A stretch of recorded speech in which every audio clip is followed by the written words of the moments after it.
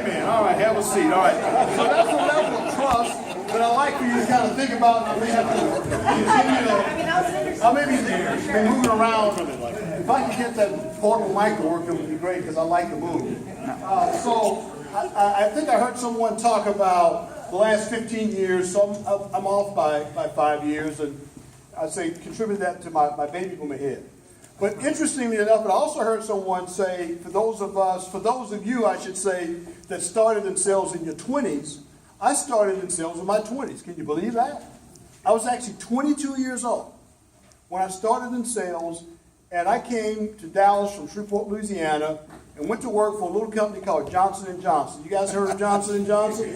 Okay. And I was with the consumer products division of Johnson & Johnson, Band-Aids, for those of you that probably heard of Band-Aid brand. So that was the product that I was responsible for selling, and I was 22 years old. So my previous career, I'd spent a year right out of college in broadcast journalism. So that was a big pay increase. You know, so when I left college with a degree in journalism and went to work for it, ABC affiliate in Shreveport, KBS Television 3, I always remember those call letters, you know, and it paid me $400 a week, okay? And then I made a big jump, and I went to J&J, and they paid me $800, let's say $400 a week, $400 a month. They paid me $800 a month, and I got a company car. And all my expenses were paid. I got all the samples that I needed, things along those lines. So, but then by the age of 25, I was a field trainer for Johnson & Johnson. So, I mean, they recognize diversity, they recognize the need to create a younger sales organization, even then. We're talking the 70s now. So at any rate, I've worked for several major corporations, Xerox Corporation, the old office products division of Xerox, which is certainly now defunct. You remember a little company called Apple and Microsoft? You know, one of the things that was going on back in the 80s was when these major IT and tech companies were all being created, and ironically, all these companies were created by baby boomers, right? Okay, they were all created by baby boomers, but there was something that was going around that now is very commonplace, something called a non-compete. Well, they didn't have non-competes back during that time. So Xerox did all the creation of all the great stuff that you know in the world now as Apple and Microsoft. That was all done by Xerox engineers out in Silicon Valley. But they had no non-competes. So Apple and Microsoft stole them all. Took all the technology with them. You know, so as we kind of talk about the evolution of sales, the evolution of marketing, branding, and things along those lines, it all comes down to the bottom line. And the bottom line is sales. Okay? Marketing is great. I mean, I was a VP of sales and marketing in the medical profession. I never really understood marketing. I never wanted to do marketing because it created an opportunity. I had to sit down too much, and I had to be in the office too much. Okay, so I mean, here you go. Baby boomers, you're talking about not wanting to, you know, be held into an office environment. Heck, I didn't want to be in an office environment. But, you know, so I hired the best marketing people, all right, and I continued to do things in the field from the sales perspective, as well as, and about 10 years ago, I left the corporate space and became a part of an organization called Sandler Training. So I'm an award-winning Sandler Training. I own the Sandler Training franchise, and I've got some folks that are here that have been through the Sandler Training program as part of my organization, and then I'm going to bring Hillman up in a moment, and he's going to talk a little bit about some of the things that he's doing. Awesome. Thank you. Man, I like to dance, so I need to move around. All right, so with that being said, so over the last 20 years, what has been the biggest change in the sales process? Interaction. Take a minute to talk about it at your table. Talk about it at your table if they want this guy to do a quick one. Dad. And what has remained constant? What has been the constant?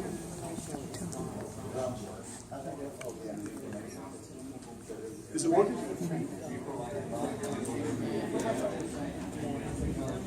Forward, back, and then the pointer. Oh, okay. This is forward.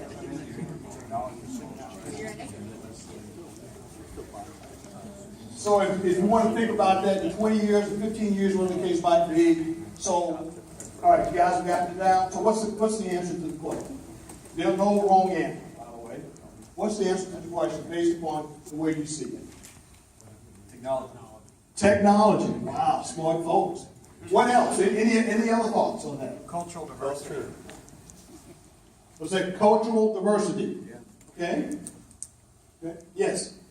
We also said that instead of telling the customer what they need and convincing them that they need that one widget, consultative selling has really come around. Okay, all right. Any other thoughts on that? Yeah, more informational required. I mean, we have instant information at everybody's fingertips, so the more educated buyers. And so that educated buyer comes from technology, right? So what's remained constant? Relationships. What was that? Relationships. Okay, that's remained constant. Anything else? Processes stay close to good systems throughout the time. Okay. Processes of staying good to good systems. Any other thoughts? Say that loud. Trust. Okay. Trust has remained constant. Any other thoughts? All right. So good answers, guys. So, wow, somebody read my mind. So why is it that the lack of trust is your biggest expense? Without it, you ain't got a cell. What was that? I said, without it, you don't have a cell. Say that loud. Without it, you do not have a cell. Anybody disagree with that? No. So regardless whether you're a millennial, multicultural, in the general selling marketplace, trust is a factor associated with your bottom line. Now, how do I equate the bottom line? What do I equate the bottom line to? So the first bottom line is what goes in your pocket. I think you need to think about that because it is about you in some regards, right? And what you take home to your families, all right, and the nice things that you get in terms of luxuries and abilities to be able to, give back to your community or and volunteer and be servant leaders. All those things are factors associated with it. And then, of course, the other bottom line is the shareholders. Without the shareholders, you don't have much of a company, right? In fact, without the shareholders and the profit margins that are associated with it, you probably don't even have a job. So I think those things are really important. So, Millennial and Multicultural Sales Summit, Trust Affects Selling. Hey, you guys get to see this for the first time. Called Trust Affects Selling. There are a lot of selling systems out there. They all work, by the way. I mean, I haven't had a sales system yet that didn't work for me. I was a sailor trainer for 7.5 years. It works great. Love the process. I think it's an outstanding program. I don't have any issues with sailor training. I've done spin training. I've done PSS training. I mean, there are a number of sales methodologies out there. They all work. They all work. But none of these processes really focus on trust. You know, they glance over trust, they gleam over trust, but the reality of it is we talk about relationships, and trust is a very important piece associated with that. I'm doing this right. I need to be close to it. Maybe. Get on back. It's going backwards. All right. Manual works.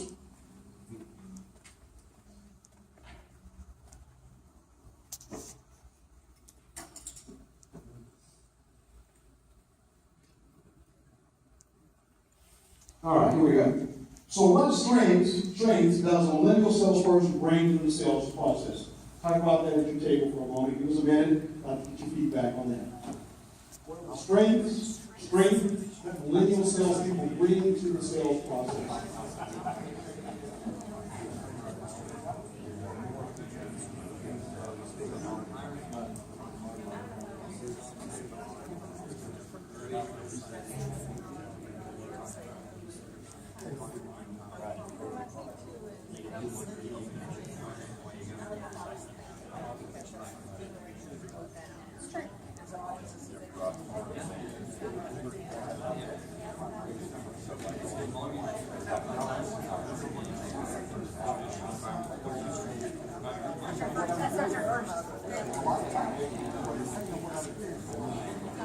All right, you have it? You have it? So I'm going to start over here. Anyone? I just put the mic there because I just thought it was fun to do.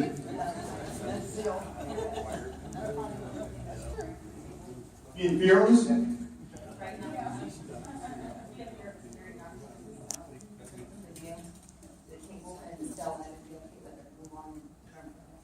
Awesome. Okay, anybody else? Just,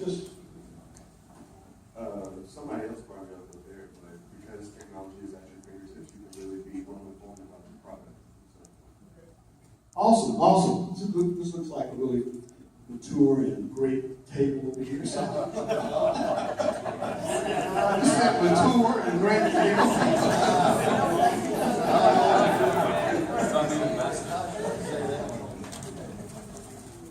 Combine the fact that we bring a multicultural relationship, so that brings a lot of energy, a lot of research, and blended with technology.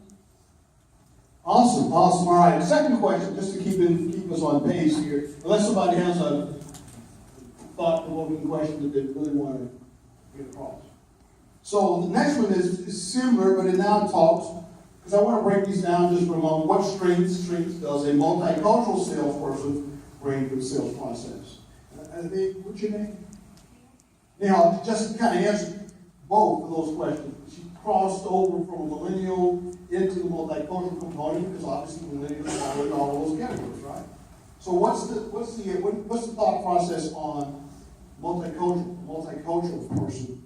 What does that person bring to the sales process? Broader perspective. Broader perspective? Their own experiential insights. Okay. Anything else? So what remains a constant? Well, I'm setting this up really nicely on that. So what remains a constant? The constant is still trust.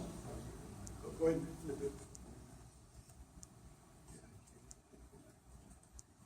Oh, so which comes first, the chicken or the egg? Which comes first, the chicken or the egg?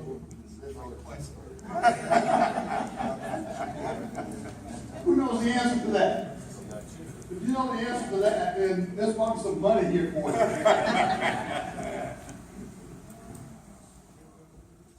So I guess it's the age-old question, which comes first? Let's go ahead. I'm sorry. So which comes first, chicken and the egg? It comes an age-old question. So which comes first? Relationship or trust? Which comes first, relationship or trust? So relationship builds the trust. Then I heard trust. So I said handshake, so I'm coming to you now. What's the handshake? What does that mean? For me, I say trust because relationship is time. And a lot of times with us, we kind of look at people and right off the bat, we want to say, hey, I trust that guy, and then we'll give you time. We don't really want to spend time with somebody we don't trust. So I look at people in the room right now, I don't know them, some of them I don't even trust. But we'll talk about that.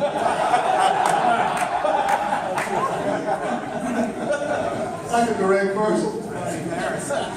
I think it's the other way around. I would say relationship. That's why sometimes sales might be an 18 to 24 month cycle. You see someone like dating and you get it and trust.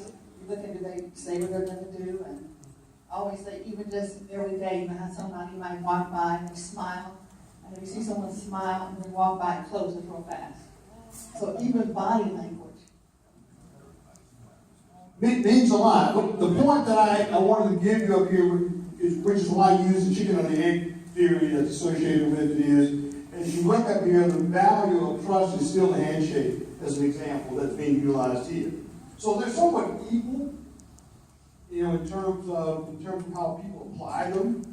Yeah, you're right. Sometimes it takes time to establish trust. Sometimes it takes time to establish a relationship. But at first glance, now 30, you just mentioned some people you don't trust here, but that first 30 seconds or so, or that first minute, when you're in front of a prospect, or you're over the phone with a prospect, it's not much time to establish a relationship now, is it? You have to find a common ground to connect. But you don't, I'm talking about the first minute. Got to connect fast. Some people do, and some people don't. It just depends upon how you do that. So as we kind of talk about millennials and the multicultural component as well, and continue, you're good there. No, you're good, you're good. It still comes back to a lack of trust is your biggest expense. So how do we overcome that? So one of the ways that we overcome that is, first one, okay, so that little slide is the word. Build the relationship, build the trust. You're gonna build a relationship, and you're gonna build the trust. So we're gonna start with that. By building the relationship and building the trust. Okay. So as we talk about trust effects selling, trust effects selling is a process that you can learn to integrate with any selling process that you're currently using. You don't have to go out and reinvent the wheel, because the wheel is not broken, what you're doing is not broken, but there is an enhancement to everything that we can do. So as we talk about the millennial marketplace, we talk about the multicultural marketplace, some of the things that I've dealt with in training millennials in the multicultural space has been, they have a tendency not to trust those of us that maybe even Gen Xers and baby boomers. Okay?